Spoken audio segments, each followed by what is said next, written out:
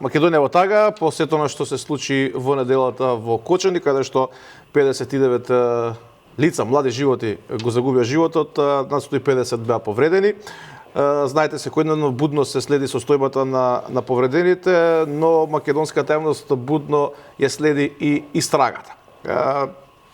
Уште на почетокот, нели, се повикаа се бара одговорност, кој е виновен и така натаму и така натаму. Од ден на ден само добиваме нови информации. Во продолжение малку ќе излеземе од оној вообичаен концепт кој што го имаме во овој дел по 8 часот, каде што веднаш одиме со телефонските јавувања. На мој големо задоволство имаме гостинка со која што ќе подискутираме за и околу истрагата, за она што е актуелно во моментов и она што таа ќе го сподели со нас. Добро утро велам за универзитетскиот професор доктор Марина Мали-Саздовска од Факултетот за безбедност. Добро утро. Да, повелете, драго ми што сте тука. Добро дојдовте. И што успеавте да најдете време да подискутираме во овие тажни денови за нас, сепак да собереме и храброст, а и да се одважиме да подискутираме за она што е актуелно. Ја споменав самата истрага, па еве на почетокот една ваша општа оценка, како барем досега се соди во истрагата? Така. Дозволете најпрво да изразам длабоко сочувство за семејството на починатите во оваа голема трагедија која што ја задеси нашата држава. Во однос на криминалистичките истраги, јас ке зборувам строго експертски и во однос на позитивното законодавство на нашата држава. Можеме да кажеме дека согласно последните измени, оној кој што ја води истрагата, тоа е јавниот обвинител, односно јавното обвинителство. Од релевантните информации кои што ги добиваме преку медиумите и преку одредени изјави на државни органи, можеме да согледаме дека навистина имаме еден многу сериозен пристап во водењето на истрагата, бидејќи гледаме дека е формирана една голема екипа на јавни обвинители, почнувајќи од обвинителите од Кочани, меѓутоа и од Скопје, од ОЈО-ГОК за организиран криминал и така натаму, што само упатува на сериозниот пристап во водењето на истрагата од една страна. Меѓутоа од друга страна исто така морам да потенцирам дека се забележува, тоа беше забележано и од повеќе правни експерти во нашата држава, дека навистина постои одлична соработка со Министерството за внатрешни работи. Тоа е неминовно во однос на функцијата која што има јавниот обвинител и прибирање на материјалните докази, меѓутоа за разлика од претходното, можеме денеска да забележиме дека таа соработка, особено за овој случај, навистина задоволува. Така. Како е според вас досегате, иако меѓу другото кажавте действува институциите, особено МВР во решавање на причините пред се за оваа трагедија? Така. Морам да кажам дека ова е комплексна истрага. Напоменавме дека сите кривични дела кои што се однесуваат или содржат во себе пожар, експлозија, опасни материи и слично, каде што имаме опожарување на местото на настанот, од криминалистичко-техничка гледна точка е многу комплексно да се истражува.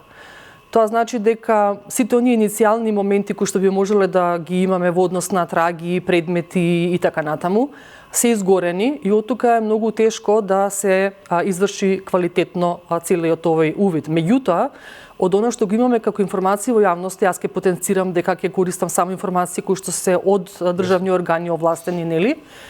Беше кажано дека е постапено благовремено. Тука би сакала да ја потенцирам работата на Министерството за внатрешни работи сега од оние кои што ја водат истрагата, дека го почитуваат првото и основно начело на работа во криминалистиката, а тоа е начело на оперативност и брзина на постапување. Тоа значи дека благовремено беше излезено на местото на настан. Од она што беше споделено во медиумите, видовме дека и одделот за форензички испитувања исто така е во функција на реализација на овој увид. Очекуваме дека тоа ќе биде квалитетно завршено и дека ќе се обезбедат материјални траги во интерес на самата истрага. Кога говориме за активностите на Министерството за внатрешни работи, јас од криминалистичка гледна точка би сакала да ги поделам на две фокус точки. Првата е форензичкиот дел, односно она за кој што говоревме увид на место на настан, за кој што гледавме дека е во текот на изработката завршено на адекватен начин. Меѓутоа фокусот би го ставила и уште повеќе на криминалистичко-оперативната дејност. Тоа значи дека инспекторите од надлежните инспекторати сега треба да ги соберат сите оние останати информации како што се увид во документација, бидејќи нели цело време говориме во однос на лиценци, одобренија, подпишани документи и така натаму. Тука сега би требало да се води една криминалистичка истрага каде што преку увидот во документацијата ќе се потврдат одредени сомневања кои што се јавуваат во текот на оваа истрага. Така, може да заклучиме дека досега навремено се постапува? Апсолутно, досега од страна на надлежните органи би рекла се постапува професионално, меѓутоа тука би потенцирала дека истрагата не се води само од Министерството за внатрешни работи, туку се вклучени и други државни органи и институции. Во истрагата помагаат или се вклучени представници од државниот пазарен инспекторат, од Министерството за економија, од Дирекцијата за заштита и спасување и впрочем на сите оние чинители кои што биле субјекти во издавање на тие дозволи. Тоа дополнително ја отежнува работата на истрагата, бидејќи не е само еден орган кој што е надлежен. Например, во делот на заштита од пожари, во делот на друга документација за лиценцата, за сообраќајната околина на објектот и така натаму се надлежни и некои други органи и тоа дополнително дава една комплексност на целата ситуација. Меѓутоа, она што можеме да го забележиме, тоа е посветеноста и волјата да се откријат сторителите на ова кривично дело и да биде задоволена правдата. Така, ви изненадувате што има неколку припадници на МВР осомничени во сето ова? Би сакала да ви кажам малку накратко во однос на криминалистичките истраги. Да. Значи, кога се добива индиција за одредено сторено кривично дело, најпрво се започнува со основи на сомневање, како еден најнизок степен на сомневање дека некој е сторител на кривично дело. Меѓутоа, како тече истрагата, како се прибират одредени информации, тоа основи на сомневање ни станува веќе основано сомневање во момент кога веќе имаме прибирање на материјални траги и докази. Ние бевме сведоци дека се обавија повеќе информативни разговори со личности, меѓутоа тие така наречени вербални докази може да бидат подкрепени само со материјалните докази во однос на документи, потписи и така натаму. Што значи дека доколку тоа основано сомневање сега веќе е насочено кон конкретни лица, ние во интерес на истрагата не можеме детали да кажуваме, можеме само да кажеме што говори криминалистиката како наука, а тоа е дека кон тие лица понатаму ќе следи комплетирање на кривична пријава, пак ќе кажам доколку постојат одредени основани сомневања и докази за понатамошната постапка. Би сакала да потенцирам дека како поранешен припадник на Министерството за внатрешни работи, прва и основна работа која што нас ни беше укажувана при вработувањето е едно основно начело кое што треба да го почитуваат вработените не само во Министерството за внатрешни работи, туку и во останатите државни органи. Тоа е начелото на законитост. Тоа значи дека иако вработените во Министерството за внатрешни работи имаат своји надлежности и овластувања согласно нивната работна позиција и статус, тие не смеат да излезат надвор од тие нивни надлежности и овластувања. Ние сега не можеме да зборуваме бидејќи истрагата е во тек, но можеме да кажеме за општа појава доколку одреден припадник без разлика на кој државен орган, вклучително и на Министерството за внатрешни работи, направи казнено поведение, тој ќе одговара пред лицето на јавноста како и секој друг граѓанин на оваа држава. Она што дава подкрепа дека се работи на стручен и професионален начин во оваа истрага, потенцирам, не зборам за минатото кога се издавале дозволите, а тоа е вклучувањето на внатрешната контрола од Министерството за внатрешни работи во сите овие процеси. Токму заради тоа како резултат го имаме случајот на 7 мината полициски службеници, кај кои што веројатно се констатирани одредени неправилности. Дополнително на ова, како потврда на комплексноста и стручноста во постапувањето, окажува и податокот дека одредени документи, како што беше кажано во јавноста, од надлежни органи се упатени на графолошки вештачења. Тоа значи дека ќе се вештачат ракописи, потписи и така натаму во делот на изработка на одредена документација. И доколку се покаже дека имаме злоупотреба на службена положба или некое друго кривично дело, ќе се очекаме истрагата да го направи тоа, ќе можеме подетално да разговараме за овие аспекти. Така. Очекувате ли да има проширување на истрагата? Треба ли да имате проширување на истрагата? Пак ќе кажам, согласно теоријата на криминалистиката како наука, истрагата во одреден момент има одредена динамика и офаќа одреден круг на осомничени лица. За тие осомничени лица ќе се поднесе одредена кривична пријава која ќе се поднесат, која ќе се соберат доказите и точно ќе се специфицира за кое кривично дело станува збор.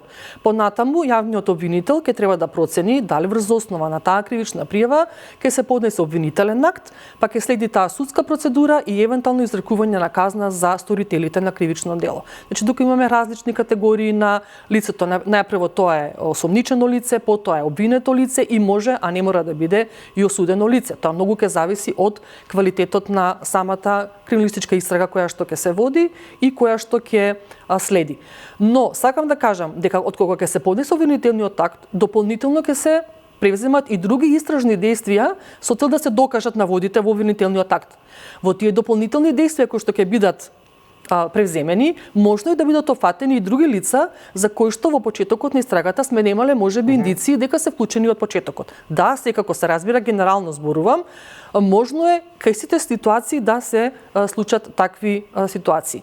Во однос на тамошната процедура дури е можно, доколку имаме нови моменти, да се прават и одредени реконструкции на настани. Што значи дека доколку имаме нови моменти, секако дека обвинителството тоа ќе го согледа и доколку има евентуално, пак ќе кажам, некои нови лица, тие може да бидат вклучени во понатамошната истрага која што ќе следи.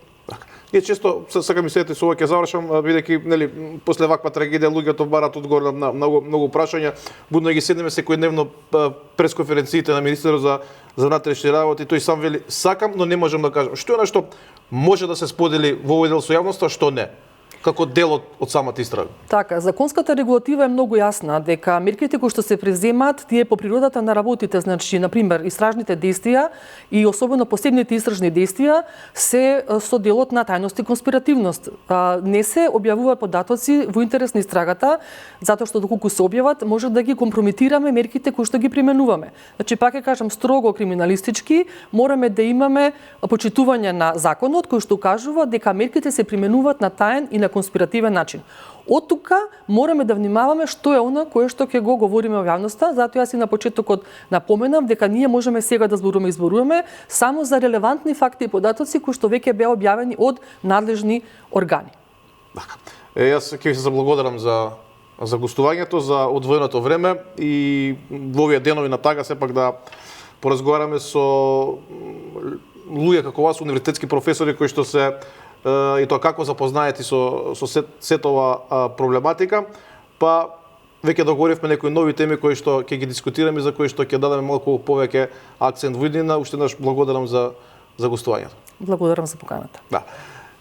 Беше тоа универзитетскиот професор доктор Марина Малиш Саздовска од Факултетот за безбедност.